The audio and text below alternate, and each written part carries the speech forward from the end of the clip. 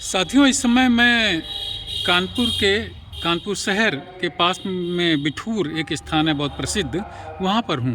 यह स्थान अपनी आध्यात्मिक मान्यताओं के कारण प्रसिद्ध तो है ही, साथ ही साथ महारानी लक्ष्मीबाई का बचपन यहाँ बीता बिठूर में, उसके लिए भी प्रसिद्ध है।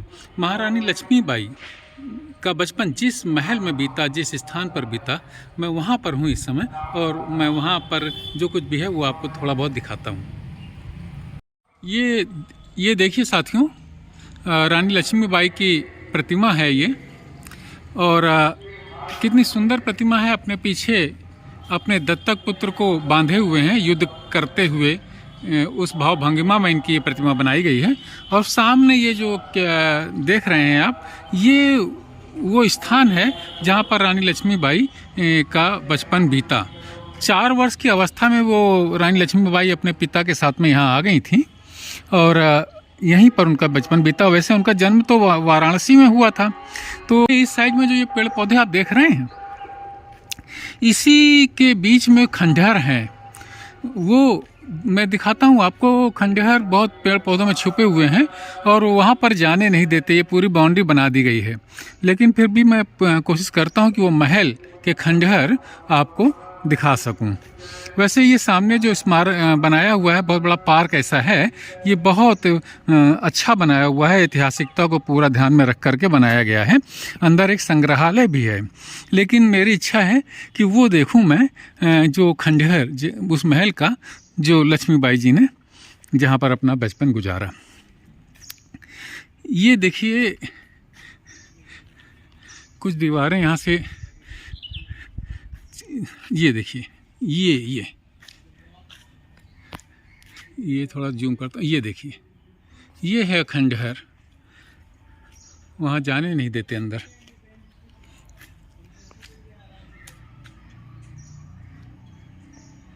ये उस महल का खंडहर है इतना, और ये बहुत बड़े विशाल एरिया में फैला हुआ है, लेकिन बस दिखेगा नहीं। ये खंडहर है। महारानी लक्ष्मीबाई यहाँ पर रहती थी, अपना बचपन उन्होंने यहाँ पर गुजारा। और देखता हूँ साथियों, अगर कहीं और से भी देखने को मिले तो। लेकिन इधर भी ये खंडहर हैं, लेकिन ये झुरमुटों की आड़ में। ये देखिए, ये दीवार आपको शायद दिख रही हो। चलिए साथियों, अब इधर मैं चलता हूँ अंदर।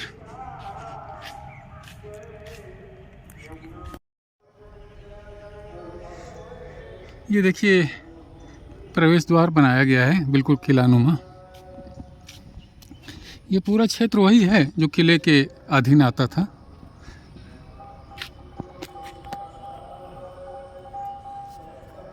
चलिए अंदर चलते हैं।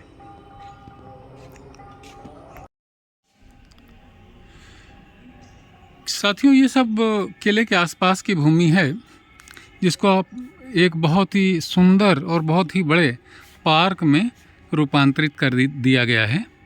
और ये अब जो मैं चल रहा हूँ, यहाँ पर एक कुआं बना हुआ है, जिसके बारे में लिखा हुआ है कि इस कुएं का निर्माण 1835 ईस्वी में बाजीराव पेशवा ने कराया था। बाजीराव पेशवा ने ही यहाँ पर इस बिठूर में नींव रखी थी, इस स्थान की। और ये देखिए, यहाँ पर एक कुआं बना हुआ है।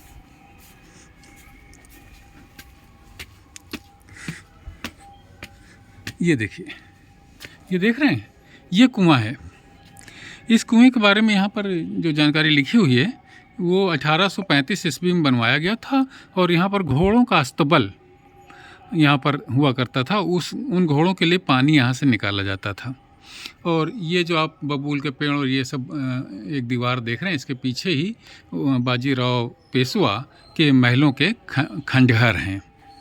तो ये बहुत ही महत्वपूर्ण, बहुत ही क्रांतिकारी स्थान है। ये सारी दीवारें जो देख रहे हैं, ये सब पुरानी हैं साथियों। इनकी सुरक्षा के लिए भले ही प्लास्टर वगैरह कर दिया गया हो, लेकिन ये जो ढांचा है, ये पूरा ये कुआं और ये दीवारें, ये सब पुरानी हैं। 1857 से इस स्थान का नाम जुड़ा हुआ है साथियों। अंग्रेज़ों ने 1857 में इस स्थान पर आक्रमण किया, तो ये लक्ष्मीबाई और ये नाना साहब वगैरह जो थे यहाँ पर, वो सब चले गए उधर ग्वालियर की दिशा में वहीं पर लड़ाई हुई और ग्वालियर में ही महारानी लक्ष्मीबाई ने वीरगति को प्राप्त किया।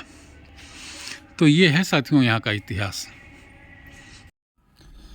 दोस्तों, इसी पार्क के अंदर ये है प्रतिमा नाना साहब धुंधु पंत की, जो 1857 की क्रांति के नायक थे।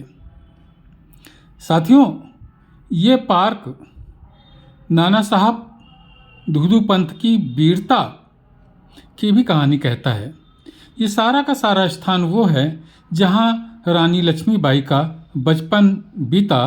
पहले यहाँ किला था, फिर अंग्रेजों ने, किला था या कहिए कि किले के अधीन ये सारी भूमि आती थी, जिसे अंग्रेजों ने तोपों से उड़ा दिया था।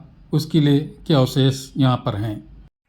साथियों, ये जब बिठूर का में आना होता है और इस स्थान पर आता हूँ मैं, तो हृदय में एक वीर भाव जाग उठता है और लक्ष्मीबाई की स्मृति बराबर मस्तिष्क में बनी रहती है कि उन्होंने किस तरीके से इतनी कम उम्र में अंग्रेज़ों से लोहा लिया और वो एक प्रेरणा बन गई हमारे देश के स्त्री पुरुष सभी लोगों के लिए। तो ये स्थान कानपुर वासियों के लिए बहुत गौरवपूर्ण स्थान है साथियों। सिर्फ और सिर्फ लक्ष्मीबाई और वो नाना साहब पेशवा वगैरह, तात्या टोपी, सब इसी स्थान में रहते थे। तो साथियों, अगर आपको ये वीडियो पसंद आया हो तो इसे लाइक करें, शेयर करें और अपनी टिप्पणियों से मुझे ज़रूर अवगत कराएं। जय हिंद, वंदे मातरम।